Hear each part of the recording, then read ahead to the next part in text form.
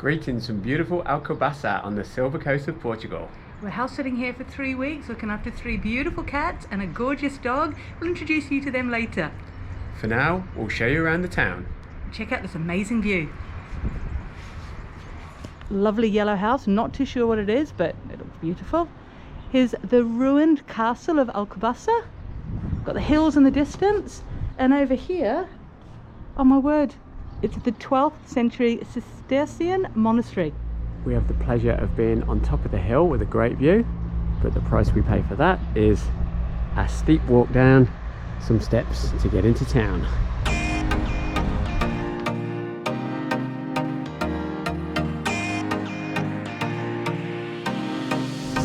Down this way. It's almost midday. So, oh, the lovely bells. And the main square. Here's the post office. And behind me here is a really good cafe on the corner where we had a nice breakfast the other day. Really recommend it.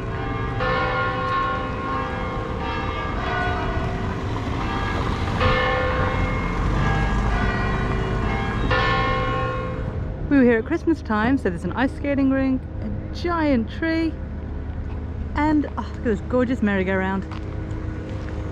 Because it's a beautiful sunny day, people are just chilling now, having a coffee on the terraces. Yeah, the main square, the 25th of April square, there's a lot of people on the terraces over there, and the food tends to be like burgers and tostomistas and things like that, so you can get some snacks and some quite affordable drinks.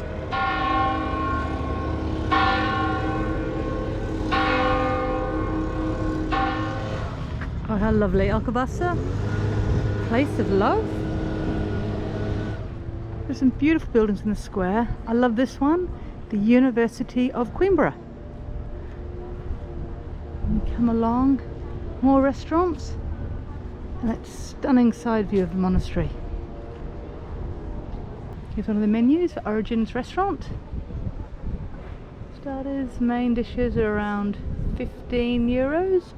Okay. Meat dishes are around 12.50. So this lovely street here. Now our friend Dino told us about these amazing sweets that you can buy here in Alcobaça. Apparently they're made like in the convent by the nuns. Prim de Cister, Osas Conventuais. We haven't tried any yet. We definitely have to before we go because they sound and look amazing. So as well as these sweets, Alcobaça apparently is also known for its ceramics.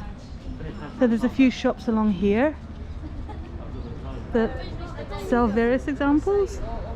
We're heading up. Wow, so pretty. Come to this little archway in the corner of the square, it takes you to the Opera Cafe, which looks very plush, and an opera singer comes and sings here every Sunday, I believe. Look at this.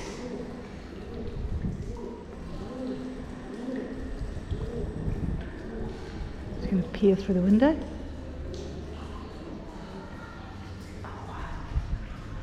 Real piano. Oh my word, I don't know if you can see. It looks amazing. Here's one of the cafes beside the monastery. They have a menu do dia, they call it emenda diaria. Okay, so they've got bread, soup, a main dish and a drink. 12.50 per person, or an extra €1 if you eat out here. To soak up the view. The monastery is absolutely and totally enormous.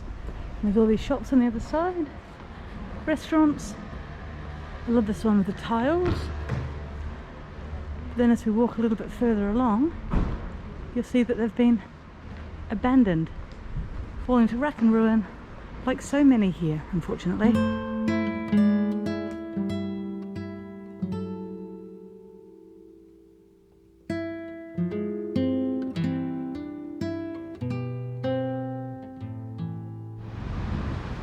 This restaurant here is amazing. We came the other night and for €8.70 with coffee we had an amazing menu. It's the same price, lunch and dinner, which is quite rare. I'm not going to go in today, but these are the choices. Really, really friendly staff, lovely and clean, Absolutely brilliant. Those of you who know anything about Pedro and Ines, the tragic love story, beautiful ceramic artwork here. So tombs are to be found inside the church of the monastery. This is one of my favourite buildings in Alcobaça. Absolutely beautiful. I think it was a nunnery, I'm not too sure. That means sisters, I think. It's now a creche, something like that. I'm not too sure of the exact translation. But look at it, oh my word, it's Belle Epoque style. And I love the nativity scene in the foreground. Right beside the creche is... We are at the river Alcoa. The reason Alcobasa has its name is because the two rivers meet here, the Alcoa and the Basa. This is the Alcoa, and there's a nice little walkway around the banks of it, which we can go down now.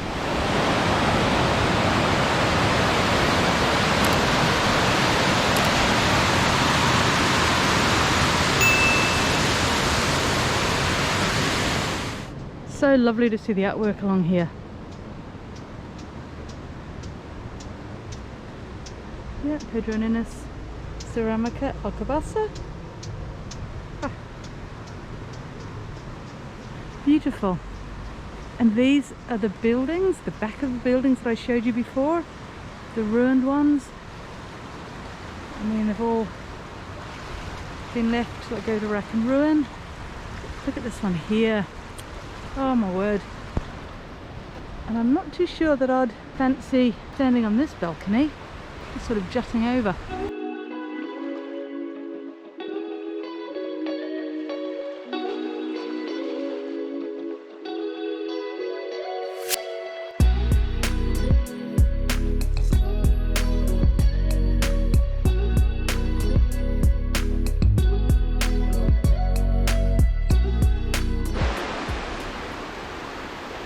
This mural is absolutely stunning.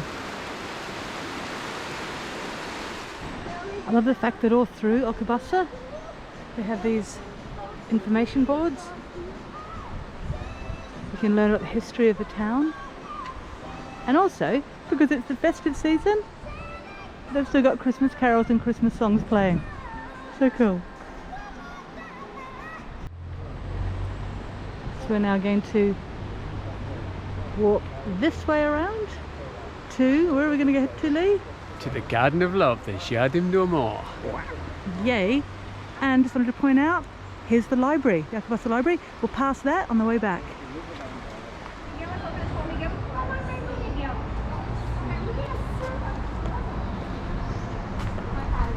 Can you hear that?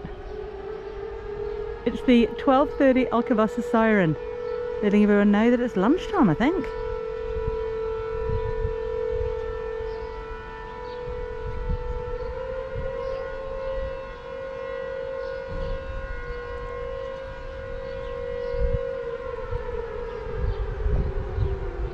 Definitely worth looking out for the information boards, because having read this one here, we've just discovered that this lovely looking church, which unfortunately has been closed every time we've been past, was actually rebuilt in 1648.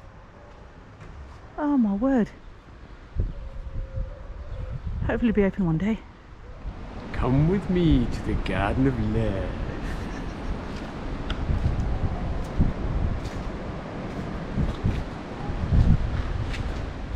This is really quite pretty. I love the concept of it. It's where the two rivers meet, so obviously two join and become one, and it's the Garden of Love. How wonderful.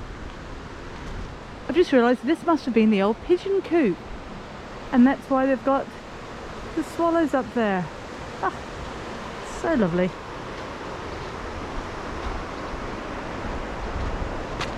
So here we have the Alcoa, and this is the Basa. It's a lot more cloudy with sediment as it comes along and meets up with the Alcoa.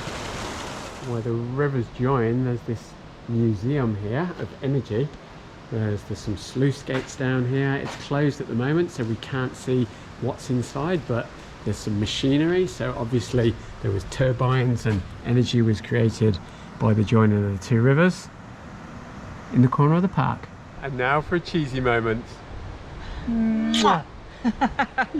Yeah. These two lovely limestone sculptures are to mark the thrones of Pedro and Ines. It's an unbelievably tragic love story. Do you want to tell it, Lee, or shall I? You can. You're good at these kind of things. Okay. So, Lady Inês was from Galicia, and she came to Portugal in 1340 to be the maid of Lady Constance. She fell madly in love with Prince Pedro, but the people and the king, Alfonso IV, were totally against their love, against the union. So King Alfonso IV had her executed, like assassinated. Pedro was heartbroken, and he waited and waited when his father finally died, and he went onto the throne, inherited the throne. He had two of the councillors who had Inês put to death violently executed. He had her body exhumed, put on a throne apparently, and made all of the people of his court swear allegiance to her as his lawful wedded wife. And the tombs, yep, can be seen now in the church of the monastery. A really lovely feature in Alcobaça, instead of the padlocks you see on bridges, they have something called the vaults of love. And so you can go to one of the local shops.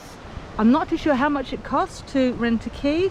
Okay, this one here is actually open, and you can see it's small inside, but maybe you put like love messages to each other, and I don't know, it's quite pretty.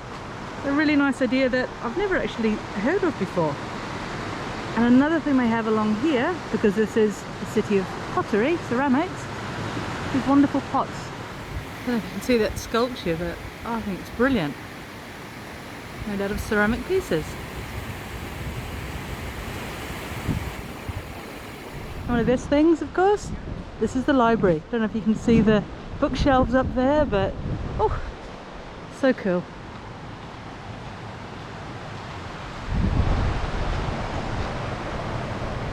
The Rio bus is to our right. We're heading under this lovely modern looking walkway into a courtyard, and this is the biblioteca. We haven't managed to come in yet when it's open, but something we look forward to doing because, you know, we love libraries. And that view at the front is magnificent. And these are the opening hours. This is quite an important part of town. That street up there is where the buses stop. You can buy tickets as well. There's a shopping centre in there. In front of us is free parking, apparently. And here's the market, open Saturdays and Mondays. And just up the street a bit further, I don't know if you can see it or not, is the tennis club, where they do brilliantly cheap lunch meals. On our quest to find the best value food place in town in Alcobaça, we've come to the tennis club, which is just across the road from the municipal market. In the week they do a fantastic menu deal. This one is €4.80, and I've got pastéis de bacalhau and a Russian salad, very nice, a caldo verde soup to start with, and bread. And I've gone for meringue strawberry pudding for dessert. That was $4.80, and I've got a cup of Coke for 50 cents. Very good value for money. And this is my meal of the day, my menu do dia. It's from a different menu. Apparently you can choose other things if you like, which is brilliant. I went for the costeletos de porco, pork chops, and it comes with chips and rice and salad. And I've got the same as Lee, the soup, and I went for pineapple tart with the bread, and my glass of wine, red wine, 90€.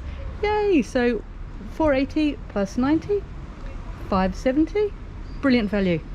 And if you want to know where this place is, the tennis club with the market just over there in the centre of town. This place is just such a brilliant find.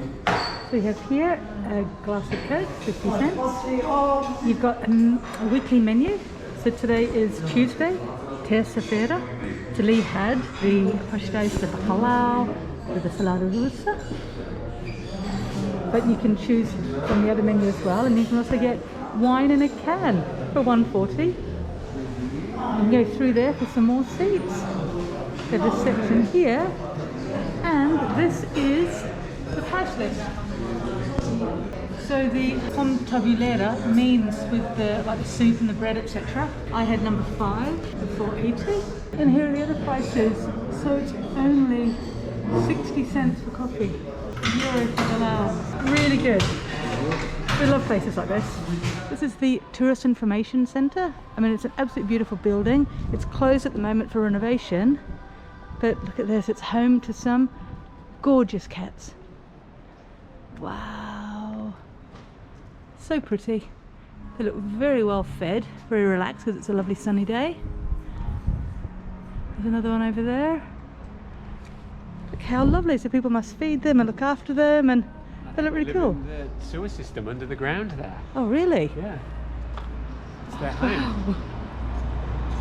Look at this stunning old building here. It's looking a little bit forlorn, which is quite sad. Then we've got the Tourist Information Centre, which is being renovated at the moment, as evidenced by the skip in the front. But beautiful. I just love the Portuguese tile work. Heading back towards the monastery. Here we have I think it's a hot bread shop, I'm not too sure, a pau de Alcobaça. They've got various things outside. That was the Cafe Opera there. We come round to this lovely looking square. This is the Praça da República. It used to be the Praça da Peixe. It was a fish market and fruit and vegetables, but it's laid out as a beautiful setting to come and chill out. Wow, information board. Oh, and look at this lovely sculpture. Alcobasa really is lovely.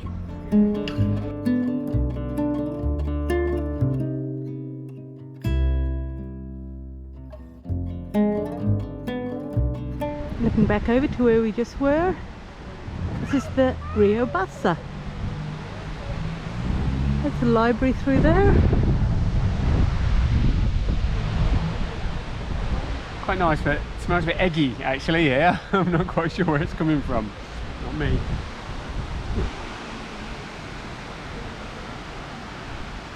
So here we have some more beautiful buildings, and I love this mural. So cool. Information up on the wall. This restaurant here always looks quite popular. O Cantino. It's closed at the moment. And this, I have to show you this place on the corner, because I think it has the cheapest coffee in town. 60 cents. Excellent value.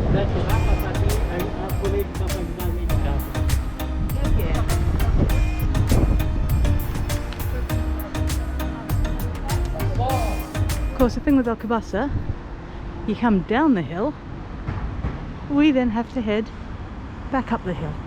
So heading up the hill and home. In case you're wondering, there is a train station near here, 6k away, it's at Velado, and then another 6k from there is Nazaré.